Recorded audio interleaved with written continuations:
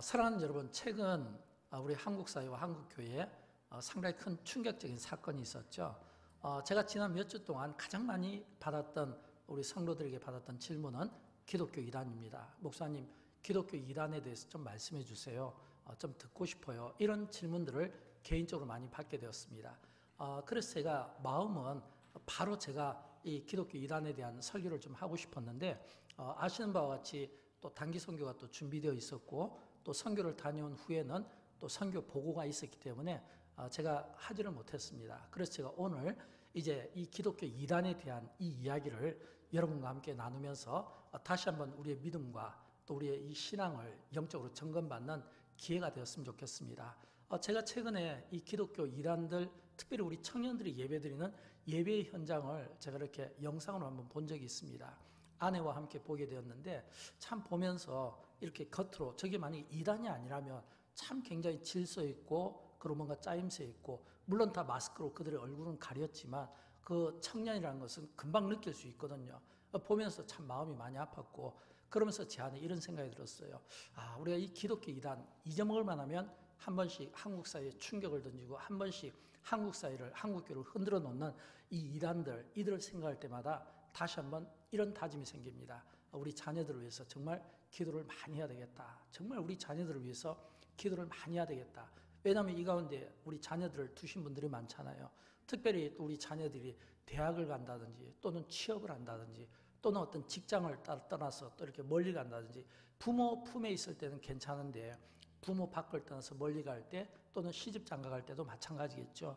그들이 잘못된 이런 어떤 신앙을 이렇게 유혹받을 수 있고 넘어질 수 있는 그런 일들이 종종 있기 때문입니다. 그래서 우리는 정말 가슴 아픈 마음으로 우리 자녀들의 정말 그 신앙을 위해서 우리가 깊은 간절한 이 기도가 절로 나오지 않을 수가 없는 겁니다.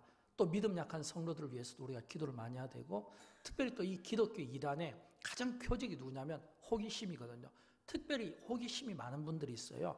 특별히 자신의 어떤 지적인 욕구를 충족시키기 위한 호기심을 가졌다든지, 또는 어떤 호기심에 의해서 뭔가 이렇게 자꾸 발동하고, 뭔가 새로운 것을 막 찾고 싶고, 뭔가 이렇게 우리가 안정된 것에 대해서, 편안한 것에 대해서 이걸 만족을 느끼지 못하는 뭔가 새로운 것을 막 찾아나간 사람들이 사실은 이단의 또 표적이 되고 있다는 것을 우리가 알아야 되는 겁니다. 그래서 우리는 이런 분들을 위해서 정말 기도를 많이 해야 돼요. 그러나 이런 일들을 우리가 볼 때마다 너무 당황하지 않았으면 좋겠습니다. 왜냐하면 믿지 않는 사람들은 기독교 이단에 대한 호기심을 갖게 되고, 또 믿는 우리는 굉장히 당혹스러운 충격감에 빠지거든요. 왜 우리가 이것을 놓고 당황하면 안 되냐면, 이런 일들은 지금부터 2000년 전에도 있었던 일이고, 또 예수님께서도 제자들에게 그런 비슷한 질문을 받았기 때문입니다. 한 번은 제자들이 예수님께 찾아와서 이야기합니다. 예수님, 세상 마지막 때가 되면 어떤 일들이 일어나야 될까요? 그때 예수님께서 마태복음, 우리가 잘 아는 24장에 있는 말씀을 통해서 이런 경고를 해주셨는데, 사실은 이 경고가 오늘 우리 시대에 현대 우리 그리스도인들이 정말 마음에 새겨야 됩니다. 제가 좀 읽어드릴게요. 마태복음 24장 4절과 5절에서 이 질문하는 제자들에 대해서 예수님께서 어떻게 답하셨냐면, 너희가 사람의 미혹을 받지 않도록 주의하라. 너희가 사람의 미혹을 받지 않도록 주의하라. 많은 사람이 내 이름으로 와서 이르되 나는 그리스도라 하여 많은 사람을 미혹하리라. 자기 자신이 그리스도의 그 이름을 바꿔서 자기가 바로 그리스도인이다, 이렇게 해서 사람들을 미혹하는 일들이 마지막 때가 가까울수록 많이 일어나게 될 것이다. 또 11절에 보면 거짓 선지자가 많이 일어나 많은 사람을 미혹하겠으며, 이 말은 뭐냐면 선지자의 이름을 가진 거짓 선지자들이 마지막 때가 되면 많이 있다는 겁니다. 또 이 거짓 선지자들, 거짓 그리스도, 이들이 특징이 뭐냐면 본문 24절 끝부분에 보면 택하신 자들도 미혹하니라 이랬거든요. 택하신 자들도 사실은 믿음이 좋고, 믿음의 호기심이 있고, 믿음의 직분이 있고, 특별히 자기가 좀 신념이 있고, 또 자기가 어떤 철학이 있고, 성격이 강하다든지 본인이 믿고 있는 것에 대한 확신을 강하게 갖는 사람들이 사실은 이 미혹, 그 이단들에 대한 표적이 될 수 있다는 것을 우리가 한 번쯤은 생각해 봐야 돼요. 그래서 우리는 이런 말씀들을 들을 때마다 우리 안에 어떤 생각이 들어가냐면 분별력이 필요합니다. 어떤 분별력이냐면 참과 거짓을 구별할 수 있는 분별력이 필요합니다. 사도 바울이 고린도후서 11장 13절부터 15절에서 이런 말씀을 주셨는데, 우리가 분별력을 가지고 이 말씀을 한번 읽어봤으면 좋겠어요. 같이 읽어보도록 할까요? 그런 사람들은 거짓 사도요 속이는 일꾼이니 자기를 그리스도의 사도로 가장하는 자들이니라. 이것은 이상한 일이 아니니라. 사탄도 자기를 광명한 천사로 가장하나니 그러므로 사탄의 일꾼들도 자기를 의의 일꾼으로 가장하는 것이 또한 대단한 일이 아니니라. 그들의 마지막은 그 행위대로 되리라. 아멘. 여러분 여기에 보면 이 거짓 이야기하는 사람들, 이 거짓을 가리킨 사람들의 특징이 뭐냐면 자기가 굉장히 의의 일꾼으로 막 의인인 것처럼 이야기하는 거예요. 남을 판단하기 좋아하고 남을 정죄하기 좋아하고 막 거짓을 막 이사하는 사람들. 근데 여러분 이런 사람들의 특징이 어디에 있냐면 전부 한 영혼이라도 이 이단의 특징은 지옥으로 끌고 가는 거잖아요. 한 영혼이라도. 그럴수록 우리 그리스도인들은 베드로전서 5장 9절에 있는 말씀처럼 우리가 믿음을 굳건하게 하여 대적할 수 있어야 됩니다. 믿음을 굳건하게 하여 우리가 잘못된 일에 대해서 잘못된 생각과 사상을 가진 자들에 대해서 대적할 수 있어야 되는데 안타까운 것은 오늘 많은 그리스도인들이 자신의 어떤 삶을 우리가 현재에서 행복을 누리지를 못하는 겁니다. 뭔가 새로운 것을 찾고 싶고 뭔가 새로운 것들에 대한 욕망들이 막 끌어오르기 때문에 이런 어떤 뭔가 자꾸 새로운 것을 찾고 싶어하는 바로 그 유혹을 이기지 못해서 엉뚱한 곳으로 자꾸 나가게 되는 거예요. 또 이것을 사탄들은 이 이단들은 얼마나 교묘하게 이용하는지 모릅니다. 그래서 디모데전서 4장 1절을 보면 이런 말씀 나와요. 같이 읽어볼까요? 어떤 사람들이 믿음에서 떠나 미혹하는 영과 귀신의 가르침을 따르리라. 어떤 사람들이 나오는 거예요. 어떤 사람들. 이 어떤 사람들이 누구냐면 이 이단들이에요. 이 기독교 이단들이 믿음에서 떠나서 미혹하는 영과 귀신의 가르침을 따르리라. 이 미혹하는 이 영의 이 활동 무대가 어디냐면 바로 이단인 겁니다. 여러분 우리가 이단을 구분할 때 왜 이단입니까? 라고 이렇게 이야기하기 이전에 자 안경을 한번 생각해 보십시오. 똑같은 세상이지만 노란 안경을 끼면 이 세상은 노랗게 보이게 됩니다. 또 검정색 안경을 끼면 이 세상은 또 검정게 보이게 되겠죠. 마찬가지로 미혹하는 이 영에 우리가 이렇게 씌어져 있으면 미혹하는 영의 안경을 끼면 이 세상은 전부 미혹하는 영과 이 귀신의 종노릇을 하게 되어 있다고 하는 겁니다. 우리는 이단을 이야기할 때 타종교와 혼돈을 하는데 타종교와 이단은 차이점이 있습니다. 타종교는 경전이 달라요. 이 말은 뭐냐면 다른 경전을 가리키는 게 이게 타종교입니다. 근데 이단은 성경을 잘못 해석하는 겁니다. 정확히 말하면 똑같은 성경인데 이 성경을 보면서 해석에서 다른 해석을 내어놓고 있다고 하는 겁니다.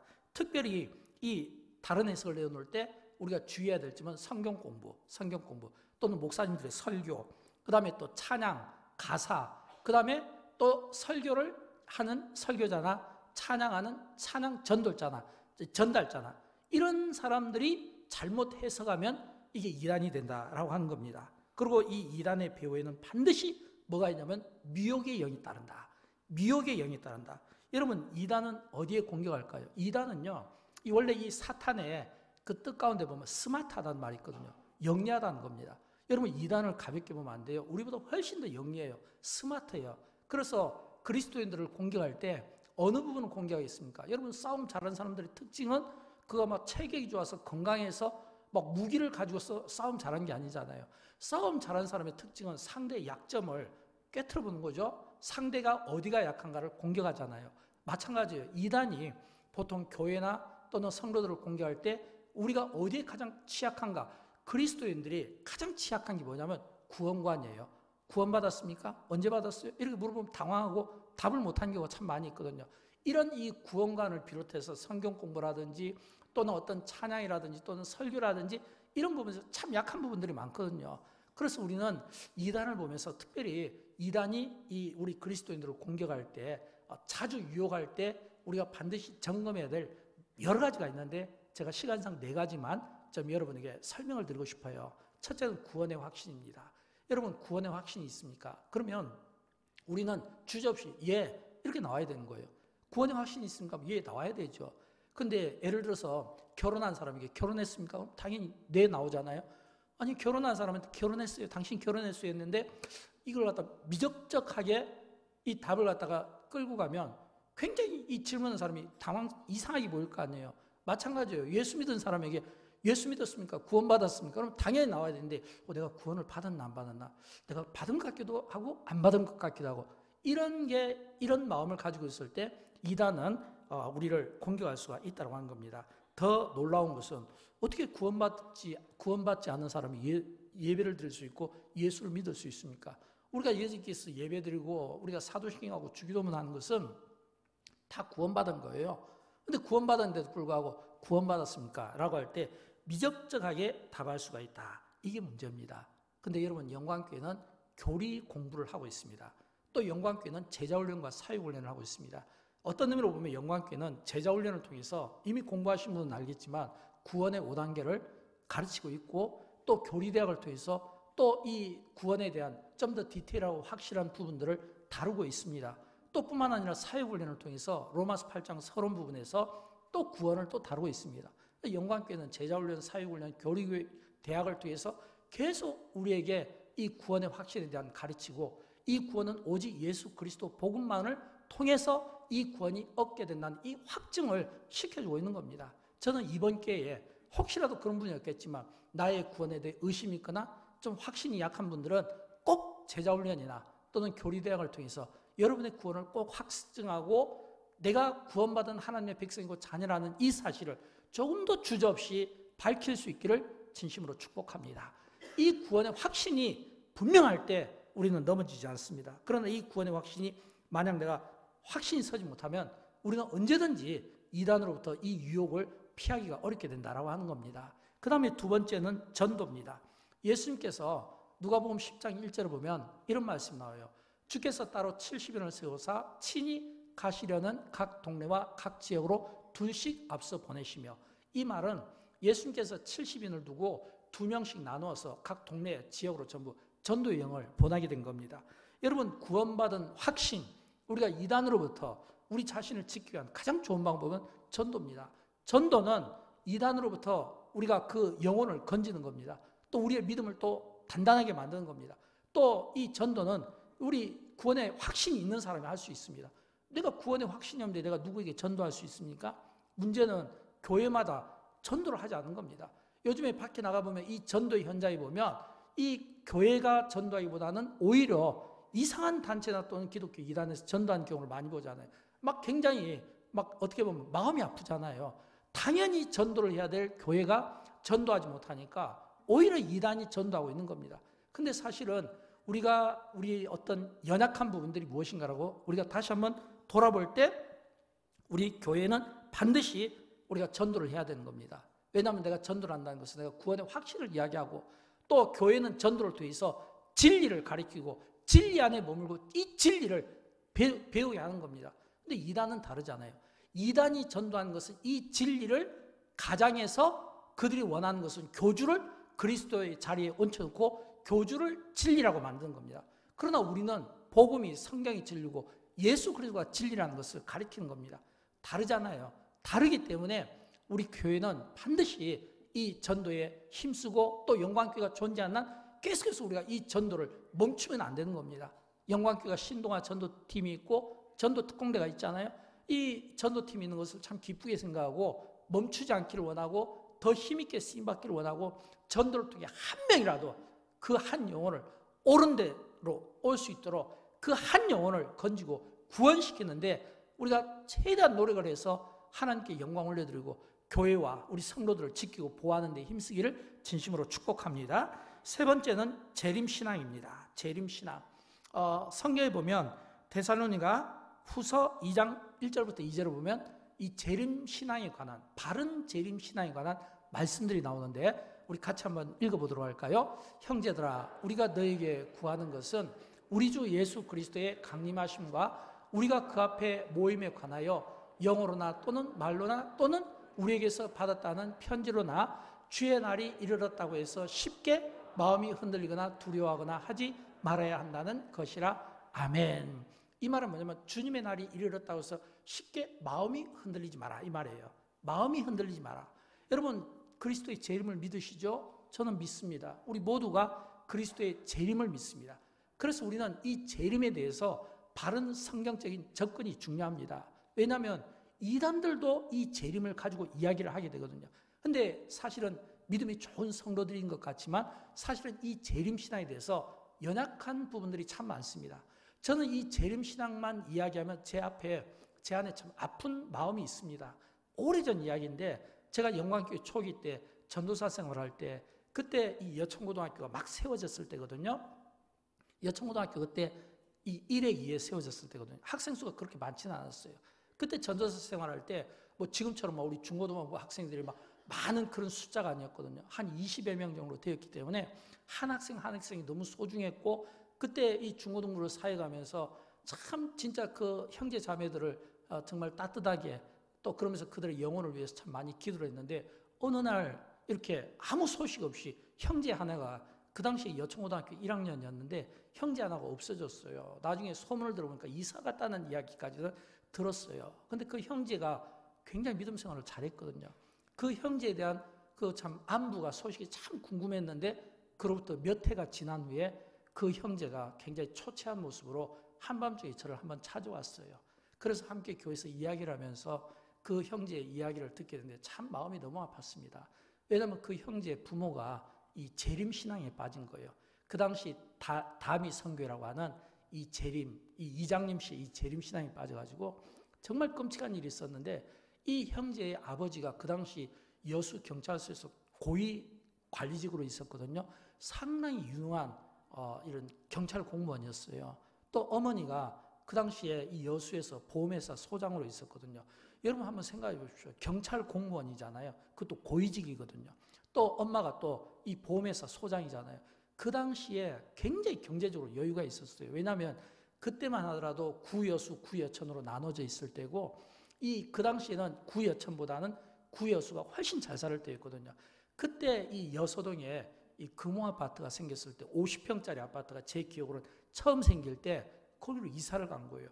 그래서 그 자랑하고 그 집에 한번 놀러 간 적이 있는데 막 집이 막 그 당시 진짜 어리어리했죠. 막 이 젊은 20대 전도사 때 그 50평의 그 화려한 집, 가구들도 싹 새로 바뀌고 진짜 멋진 집이었는데 그 부모가 딱 재림신앙에 빠져가지고 그래서 몇 해 동안 전라북도에 있는 어느 비닐하우스에서 집단 생활하다가 이제 이게 휴거가 되지 않으니까 나중에 그거로 인해서 막 언론에서 막 터지고 매스컴이 나고 그래가지고 부부가 이혼하고 늦둥이 어린 여동생이 하나 있었는데 고아원에 가고 그리고 이제 이 아이는 고등학생 신분이었기 때문에 이제 집에서 나간 거예요. 가출한 거예요.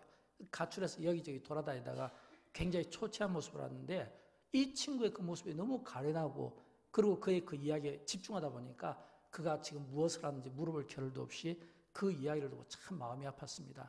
진짜 믿음이 좋았는데 믿음 생활을 참 잘하던 그런 학생이었는데 참 한순간에 재림신앙으로 그 가정이 이렇게 완전히 그냥 이렇게 망가지는 모습을 보면서 참 제가 깨달은 것은 잘못된 재림신앙이 한 가정을 얼마나 망가뜨릴 수 있는가 그걸 보게 된 겁니다.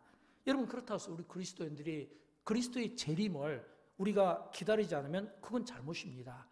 믿지 않는 또는 잘못된 신앙을 가진 이단도 재림신앙을 갖는데 우리가 갖지 않으면 안 되겠죠. 다만 이 재림신앙을 어떻게 접근할 것인가, 어떻게 우리가 성경적으로 풀어갈 것인가, 성경 안에서 이 재림신앙을 우리가 어떻게 이해할 것인가, 이런 바른 성경적인 접근을 가지고 우리가 이 재림신앙을 공부해야 되는데 영광교회는 제자훈련을 통해서 이 구원의 단계에서 그 재림신앙을 다루고 있습니다.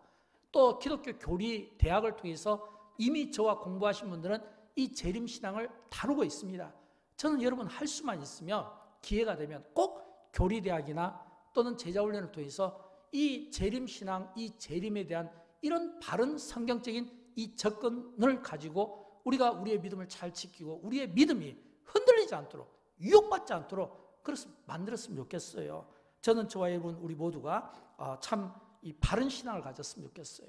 이게 오늘 마지막 때에 얼마나 중요한지 알 수 없습니다. 네 번째는 성경을 제대로 배워야 됩니다. 여러분 이단의 특징 가운데 하나는 성경 공부입니다. 이단은요 주로 믿는 그리스도인들을 공격할 때 구원받았습니까? 또는 우리가 전도를 못하잖아요. 전도에 대해서. 또는 우리가 재림신앙이 약하잖아요. 재림신앙에 대해서. 또 성경 공부도 마찬가지예요. 할 수만 있으면 우리가 제자훈련이나 성경 공부를 할 때 좀 야무지게 제대로 배우면 좋습니다. 근데 이 이단은 이 성경 공부를 가르칠 때 이 건전한 교회와 차이점이 있습니다. 건전한 교회는 성경을 가르칠 때 성경을 해석하면서 바르게 가르치려고 노력을 하는데, 이 이단들은 주로 비유나 어떤 뜻풀이 또는 단어풀이 또는 우리가 한 번도 경험해 보지 못한 어떤 새로운 방법들, 접근들을 자꾸 끄집어내서 그걸 가지고 성경 공부를 하는 거예요. 여러분, 해 아래 새 것이 있을까요? 해 아래 새 것이 있을까요?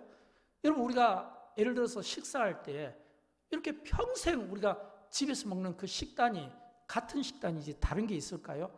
해 아래는 새 것이 없습니다. 많은 부분 사람들이 이 성경 공부에 대해서 뭔가 자꾸 갈증을 느끼는 것은 새로운 것을 배우고 싶어하는 호기심 때문입니다. 이런 이 새로운 것에 대한 이 어떤 뭔가 배우고 싶어하는 호기심, 한 번도 들어보지 못한 이야기를 들어보고 싶은 이 호기심, 그 호기심이 상당히 경계해야 될 점이라고 생각을 해요. 왜냐하면 여러분, 우리가 선대로부터 그 앞에로부터 계속해서 우리가 하나님의 말씀을 배우고 하나님의 말씀을 듣잖아요. 그 말씀이 늘 같은 비슷한 이야기예요. 근데 이 이야기에 대해서 뭔가 비슷하니까 만족을 못하는 지적 욕구가 강하신 분들, 뭔가 새로운 것에 대한 목마름 있는 분들, 이런 분들이 주로 성경 공부할 때 한 번도 써오지 않은 뜻풀이, 한 번도 써오지 않은 비유풀이, 한 번도 써오지 않은 요한계시로나 종말론이나 이런 것들, 또는 어떤 특별한 어떤 성경 해석법, 해 아래는 새 것이 없다는 것을 좀 기억하면 좋겠고, 이런 어떤 유혹에 우리가 좀 넘어지지 않았으면 좋겠다라고 하는 겁니다. 왜냐하면 한 번 이단에 넘어지면요, 나오기가 너무 어렵습니다. 한 어떤 형제가 목사님과 이렇게 자기가 이단에 빠졌다고 해서 상담을 한 적이 있대요. 그때 친구를 하나 데려왔는데 이 목사님에게 형제가 이야기했답니다. 자기가 이단에 빠진 것 같다고. 목사님이 이야기했다는 겁니다. 형제님, 이제 이단에서 빨리 나오셔요. 근데 그때 그 형제가 그 상담하시는 목사님께 이야기했다는 거예요. 목사님, 제가 나오고 싶어도 나올 수가 없어요. 나오지를 못해요. 그러면서 이유를 대는데 왜 나오지를 못하냐면, 첫째는 하도 끈질기게 쫓아다니니까 나올 수가 없다는 겁니다. 또 두 번째는 하도 잘해주니까 나올 수가 없답니다. 너무너무 잘해주니까 그 잘해주는 그 호의, 여기에 대해서 거절하기가 어렵다는 겁니다. 그만큼 잘해준다는 거예요. 그러니까 옆에 있는 형제가 그 정도로 잘해줘? 그 정도로 끈질겨? 자기는 빠져나올 수 있을 것 같다고 호기심 때문에 들어갔다가 같이 이단에 빠졌다는 그런 이야기를 듣게 되었습니다. 여러분, 그만큼 이단에 빠지면 나오기가 어렵습니다. 그래서 우리는 이 교회에서 성경 공부라든지 또는 제자훈련이라든지 이런 성경 공부를 좀 힘들더라도 우리가 개혁주의적 성경만을 가지고 좀 야무지게 제대로 배울 필요가 있습니다. 또 이단이 잘해준다고 하잖아요. 여러분, 이단은 진짜 잘해줘요.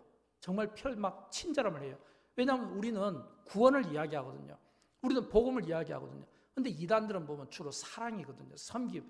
그러다 보니까 이 이단의 이 사랑에 뻑가버린 분들이 의외로 많아요. 그래서 넘어지는 거예요. 그래서 우리 교회는 할 수만 있으면 우리가 사랑하는 형제들, 자매들에 대한 이 사랑과 배려와 더 많은 관심과 또 더 많은 이런 따뜻함을 우리가 보여줄 수 있어야 되겠다라고 하는 겁니다. 또 저는 중요한 게 분별력이라고 생각해요. 여러분, 우리가 이단에 빠지지 않기 위해서는 분별력이 참 중요합니다. 진짜 분별력이 좋아요. 근데 이제 이 분별력이 진짜 우리가 껴있지 못하면 한순간 넘어질 수 있다는 것을 알아야 돼요. 왜일까요? 여러분, 이미 우리가 살아가는 이 시대는 안전지대가 없습니다. 모든 위협으로부터, 모든 재난으로부터 안전지대가 없어요. 우리가 안전지대가 없다는 것은 이미 우리가 경험하고 있잖아요. 어디에서 어떤 일이 불쑥불쑥 터질지 알 수가 없고, 언제 어디서 내 건강에 또는 내 신체에 이상이 생길지 알 수 없는, 이런, 어떻게 보면 우리는 위험에 노출되는 겁니다. 우리의 영적인 삶도 마찬가지예요. 우리가 우리의 어떤 삶에 안전지대가 없이 다 노출되었던 것처럼 우리의 영적인 삶도 마찬가지입니다. 저는 우리의 영적인 삶에도 안전지대가 없다고 생각해요. 우리가 이렇게 하나님 앞에 예배를 드리지만 우리가 여기서 예배 드리는 게 끝나는 거 아니잖아요. 또 여러분 가정에 가면 또 여기저기서 좋은 목사님들의 설교를 듣게 되죠. 또 좋은 찬양들을 듣게 되죠. 저는 할 수만 있으면 여러분이 찬양 듣고 좋은 설교 듣는 것은 권면하고 싶어요. 그러나 여러분이 할 수만 있으면 분별력을 가졌으면 좋겠어요. 과거에는 지금처럼 이렇게 인터넷이나 유튜브가 발달되지 않고 이런 것들이 이렇게 막 활발하게 이렇게 날아다니지 않을 때는 우리가 딱 그냥 어떤 성경 공부 이야기를 들어보면, 어떤 설교 딱 들어보면 이게 좀 문제가 있는데 좀 조사를 해봤거든요. 근데 요즘에는 워낙 많은 설교들이, 워낙 많은 찬양들이 있다 보니까 설교 내용, 과거에는 설교 내용을 보고 이단인가 아닌가, 성경 공부를 보고 이단인가 아닌가. 근데 이제 우리가 더 조심해야 돼요. 설교하는 사람이 누구인가, 또 설교하는 사람에 대해서 우리가 신원이 확인되지 않으면 확인해 볼 필요가 있어요. 찬양도 마찬가지입니다. 찬양도 너무 많이 찬양이 널려 있잖아요. 저도 이렇게 찬양을 늘 듣고 설교 때마다 적용 찬양을 하기 위해서 노력을 많이 하거든요. 제가 지난주에 이제 이단에 대한 설교를 하려고, 또 주제가 진리잖아요. 진리에 대한 설교를 하려고 진리에 관한 이 찬양을 찾았는데, 이 보니까 진리에 관한 이 찬양이 뜻밖의 이단들이 부른 노래가 많더라고요. 제가 이렇게 리듬이 참 좋고 찬양이 참 경쾌해서 운전하다가 이 찬양하면 내가 적용 찬양 해봐야 되겠다. 우리 부목사님이 기뜸을 해주더라고요. 목사님, 이 찬양이 보니까 여기밖에 안 나와 있는데요. 저희가 한번 조사를 해보겠습니다. 조사를 해보니까 이단과 관련된 단체라고 하더라고요. 그래서 제가 그러면 안 된다, 바꾸자라고 했거든요. 제가 그때 깨달은 게 있습니다. 지금까지 제가 목사고 설교자니까 설교에 대해서, 설교 원고에 대해서, 설교자에 대해서는 이 이단에 대해서 좀 예민하거든요, 저도. 근데 보니까 제가 찬양에 대해서는 참 내가 약했다는 생각을 갖게 돼요. 찬양도 이단들이 부르는 찬양이 있구나. 참 부끄럽게도 그걸 최근에 아는 겁니다. 그래서 제가 이제 앞으로 경각심을 가지려고 해요. 지금까지는 좋은 찬양이 있으면 막 불렀는데, 찬양도 누가 부르는가? 보니까 유튜브에 보니까 이단의 관점으로 보니까 이단이 부른 찬양들도 굉장히 많이 널려 있더라고요. 여러분, 복음 찬양 많이 들으십시오. 그러나 그 찬양을 부르는 사람도 확인해 보십시오. 단체도 확인해 보십시오. 교회도 확인해 보십시오. 설교 많이 들으십시오. 그러나 그 설교하는 사람이 누구인가, 어느 교회인지, 어느 목사인지 확인해 보시고, 문제가 없으면 들으시되 조금이라도 이상하거나 찝찝하거나 뭔가 이렇게 신원이 이렇게 출처가 확인되지 않는 것에 대해서는 우리가 좀 경계심을 가졌으면 좋겠어요. 왜일까요? 사탄은요, 이단은요, 우리가 생각한 것보다 굉장히 깊숙한 곳에 이미 우리의 모든 삶 가운데 다 들어와 있어요. 그리고 사단의 특징은 뭐냐면, 이 고린도후서 11장 14절에 보면 나오잖아요. 사탄도 자기를 광명의 천사로 가장하나니, 그랬거든요. 이게 사실은 분별력이 필요한 겁니다. 사탄이 천사로 가장을 하는데, 광명한 천사로 가장을 하는데, 우리가 분별력이 없고 옳고 그름에 대해서 바른 판단력을 갖지 못하면 이렇게 천사로 가장인데 우리가 어떻게 할 수 있겠습니까? 여러분, 우리가 이단에 빠진 사람들, 젊은 청년들, 또는 우리의 어떤 교인들, 믿음 좋은 사람들이 빠질 때 그분들이 알고 빠졌겠습니까? 다 천사로 보였을 거 아니에요. 다 광명한 천사로 가장했을 거 아니에요. 우리가 바른 분별력을 갖지 못하면 넘어질 수밖에 없다는 겁니다. 왜냐하면 이단은 우리의 믿음이 굳세지 못한 자들, 우리가 어떤 약점이나 허점이 있는 자들을 찾거든요. 예를 들어서 저는 이렇게 말씀이나 설교에 대해서는 그래도 어느 정도 제가 제 자신을 보호할 수 있지만, 예를 들어서 이렇게 찬양 같은 경우 찬양하는 사람, 그 많은 찬양 사역자들을 제가 어떻게 다 알겠어요. 너무 많은 찬양 사역자들이니까 계속해서 새로운 찬양 사역자들이 막 나오잖아요. 그러면 놓칠 수 있거든요. 여러분 한번 생각해 보세요. 나에게는 어떤 약점이 있는가? 나에게는 어떤 허점이 있는가? 만약 이단이 나를 공격하면 어디에서 내가 찬양을 많이 한다면 찬양의 약한 부분을 찾겠죠? 내가 성경 공부에 대해서 자신이 있다면 거기에 대한 어떤 약한 부분을 찾겠죠? 저는 우리 스스로를 한번 돌아보면서 나에게 어떤 약한 부분이 있는가? 그 약한 부분, 그 허점이, 왜냐하면 인간은 완전할 수도 없고 완벽할 수도 없기 때문에 반드시 허점이 있는 거예요. 그 허점을 이 사단은, 이 이단은 이용할 수가 있다는 겁니다. 저는 그런 의미에서 오늘 요한복음에 나와 있는 이 예수님의 겟세마네 이 기도가 오늘 저와 여러분에게 특별히 이단을 대처하는 방법에 대해서, 그리고 오늘 이 시대를 살아가는 마지막 이 때에 이 예수님의 기도는 매우 중요하다고 생각합니다. 왜일까요? 여러분, 예수님의 겟세마네 기도, 이제 우리가 다음 주 종료주일이니까 많이 듣게 될 거예요.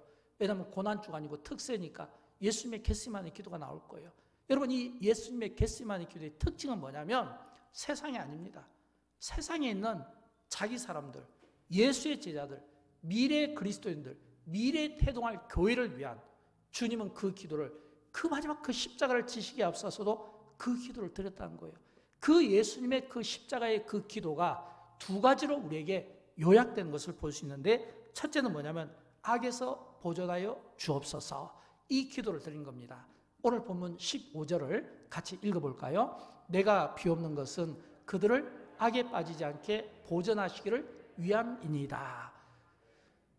내가 비옵는 것은, 주님이, 여러분 겟세마네 기도에서 어떤 기도를 드린지 아시죠? 땀이 핏방울이 되는 그런 기도를 드렸다고 누가는 그 의사의 관점으로 보고 있는 겁니다. 여러분, 예수님이 땀이 핏방울이 되도록 어떤 기도를 드렸냐면, 아버지여, 그들을 악에 빠지지 않고 보존하여 주시기를 원합니다. 아버지여, 그들을 악에 빠지지 않도록 사랑하는 나의 제자들이, 이 땅에 세워질 교회들이, 이 땅의 미래 신자들이 악에 빠지지 않게 보존하여 주십시오. 이 이야기는 세상은 항상 하나님의 자녀들을 넘어뜨리려고 하고 공격하고 있고 교회를 대적하고 있기 때문에 그렇습니다. 여러분, 성경에 보면 알곡과 가라지의 비유를 아시죠? 가라지는 너무 작아서 눈에 보이지가 않습니다. 근데 이 가라지는 특징이 반드시 알곡 옆에 붙어 있는 거예요. 가라지의 특징은. 이 가라지는 보이지는 않지만 반드시 알곡 붙어 있습니다. 그리고 그 알곡의 자양분을 조금씩 빼먹는 거예요. 나중에 이 가라지가 실체를 드러날 때쯤 되면 알곡은 이미 시들어 말라서 죽어버리는 상태입니다. 그렇기 때문에 이 가라지는 알곡 옆에 붙어 있지만 육안으로 볼 수가 없는 거예요. 그 실체가 드러날 때까지, 거대해질 때까지 육안으로 볼 수가 없는 겁니다. 이런 이 가라지들이 알곡 곁에 끊임없이 붙어 있다는 겁니다. 드러나기 전까지는 실체가 나타나지 않으니까 계속 우리는 이 뭐냐면 영적으로 우리가 이 알곡이 가라지에게 먹히고 있다는 겁니다. 그런 끔찍한 일들이 일어나고 있는 세상인 거예요. 예수님께서 그런 그 세상을 보시면서 그 가라지가 만연한 곳에서 알곡과 같은 그 신자들이 악에 빠지지 않도록 주님 지켜주시고 보호해 주십시오 라고 하는 이 기도를 예수님께서 들을 때 평범한 기도였겠습니까? 그래서 우리는 갈라디아서 6장 7절에 이 이단들이 극성을 부릴 때마다 우리는 하나님의 관점에서 우리가 볼 수 있어야 됩니다. 어떤 관점이냐면 갈라디아서 6장 7절에 보면 나오잖아요. 스스로 속이지 말라. 하나님은 업신여김을 받지 아니하시나니 사람이 무엇으로 심든지 그대로 거두리라 말씀하고 있거든요. 여러분, 한번 생각해 보세요. 절대 우리 하나님은 속지 않습니다. 업신여김을 받지 않습니다. 그렇다면 이단이 들어올 때 이단이 우리의 어떤 연약한 부분들을 알고 들어오지 않겠습니까? 그리고 그 연약한 부분들을 알고 들어오고 그거를 심으면 그대로 거둔다고 했잖아요. 그러므로 우리 그리스도인들은 우리가 영적인 경계심을 가져야 되는 것은 혹시라도 이단이 우리를 들어올 수 있는 어떤 빈틈을 우리가 제공하진 않았는지 여기에 대한 경계심을 갖고 깨닫고 우리가 그리스도의 정결한 신부가 되어서 이단에 대해 담대함과 그리고 굳센 믿음을 가지고 우리가 이단을 물리칠 수 있고 또 우리가 이단을 물리칠 수 있도록 중보자 되시는 그리스도의 눈물겨운 예수님의 그 겟세마네 그 기도를 우리가 깨달을 수 있어야 된다는 겁니다. 예수님께서 마지막까지 십자가상에서 물 한 방울 피 한 방울 다 흘림없이 아낌없이 다 내어주신 것은 그만큼 우리가 악으로부터 보존받기를 원하는 주님의 그 간절한 마음이 있었다는 것을 우리는 기억할 수 있어야 되는 겁니다. 저는 여러분, 저와 여러분 우리가 예수님의 이 겟세마네 기도를 우리가 본받고 우리의 사랑하는 자녀들과 또 우리 교회 성도들 모든 이들을 위해서 악으로부터 세상의 유혹으로부터 이단으로부터 보호받을 수 있도록 기도로 항상 깨어있기를 진심으로 축복합니다. 두 번째는 진리로 거룩하게 하옵소서. 요한복음 17장 17절과 14장 6절에서 이런 말씀이 나옵니다. 우리 같이 읽어보도록 할까요? 그들을 진리로 거룩하게 하옵소서. 아버지의 말씀은 진리입니다. 예수께서 이르시되 내가 곧 길이요 진리요 생명이니 나로 말미암지 않고는 아버지께로 올 자가 없느니라. 아멘. 성경은 예수님이 진리라고 가르칩니다.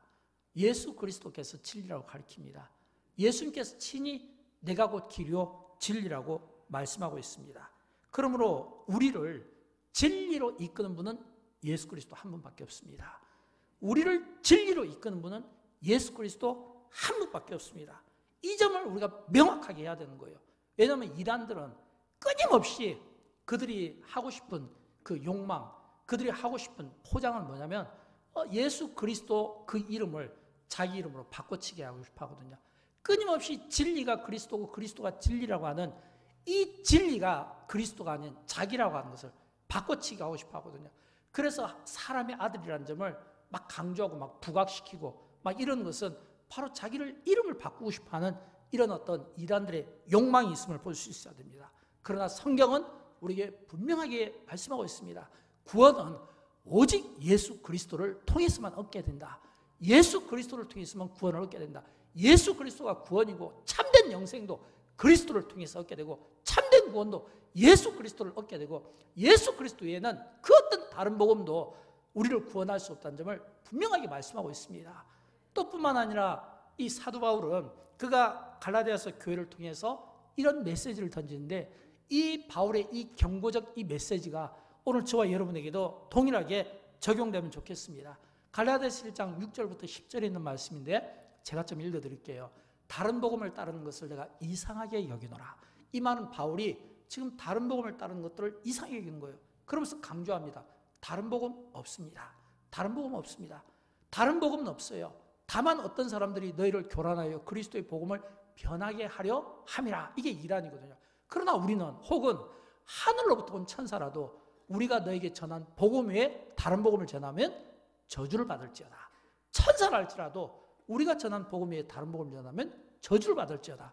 우리가 전에 말하였거니와 내가 지금 다시 말하노니 만일 누구든지 너희가 받은 것 외에 다른 복음을 전하면 또 저주를 받을지어다. 이제 내가 사람들에게 좋게 하랴 하나님께 좋게 하랴 사람들에게 기쁨을 구하랴 내가 지금까지 사람들의 기쁨을 구하였다면 그리스도의 종이 아니니라 말씀하고 있습니다. 사랑하는 여러분, 사도 바울은 오늘 이 갈라디아서 교회를 통해 이 말씀을 통해 진짜 복음, 참된 복음, 순도 100% 복음은 그리스도밖에 없다고 가르치고 예수 그리스도의 복음밖에 없다는 점을 우리에게 분명히 가르치고 있습니다. 그런데 왜 갈라디아 교인들이 다른 복음에 관심을 가졌을까요? 우리 주변에도 마찬가지예요. 우리 주변에도 갈라디아 그 교회 성도들이 다른 복음에 관심을 갖고 다른 복음을 따르는 것처럼 우리 주변에도 그런 사람들이 있을 수 있어요. 그래서 우리는 내 자신을 지키고 가족을 지키고 교회를 지키고 한국교회를 지키기 위해서는 이 주변의 다른 복음을 따르는 자들을 이상하게 여기고 다른 복음은 잘못되었다는 점을 분명히 말하고 그 영혼을 돌이키고 그 영혼이 개종시키고 그 영혼이 다시금 그리스도의 품으로 돌아올 수 있도록 만들어줘야 된다는 겁니다. 왜 이단이 생길까요? 사실 이단이 생긴 것은 우리 그리스도인들의 우리 교회의 책임이 전혀 없다고 볼 수는 없습니다. 왜일까요? 자막을 한번 좀 띄워볼까요? 여기에 기독교가 제대로 된 길을 가지 않는다면 이단들은 이름을 바꿔가며 언제든지 그 탐욕의 모습을 드러낼 것이다. 이 말을 바꿔 이야기하면 기독교가 제대로 교회가 제대로 성도들이 제대로 참된 길을 가간다면 이단이 설 곳이 있겠습니까? 우리가 어떤 약점들이나 이런 어떤 허점들을 보이지 않는다면 이단이 설 곳이 있겠습니까? 우리가 뭔가 약점을 보이고 허점들을 보이니까 이단이 그 자리에 들어온 거 아니겠습니까? 교회가 제대로 된 길을 가지 않는다면 이단들은 계속해서 이름들을 바꿔서 계속해서 나타나게 될 것이고 그 탐욕의 모습을 드러내게 될 것입니다. 그러므로 이단, 사이비 이런 것들로부터 우리가 지키기 위해서는 교회가 교회다운 모습을 오늘 이 시대에 보여줄 수 있어야 되고 예수님께서 2000년 전 가졌던 그 십자가의 꿈, 그 십자가의 영광, 그 십자가의 꿈, 그 십자가의 그 영광을 저와 여러분이 잘 계승해서 바른 분별력으로 계승해서 어둡고 혼탁한 이 시대에 우리가 바른 복음을 통하여 그리스도 안에서만 나의 영혼이 안전합니다. 그리스도 안에서만 나의 영혼이 안전합니다. 예수 안에서 나의 영혼은 안전합니다. 이 찬양할 수 있기를 주님의 이름으로 축원드립니다. 우리 다 함께 일어나셔서 함께 찬양할까요? 1절만 하도록 하겠습니다. 내 영혼은 안전합니다.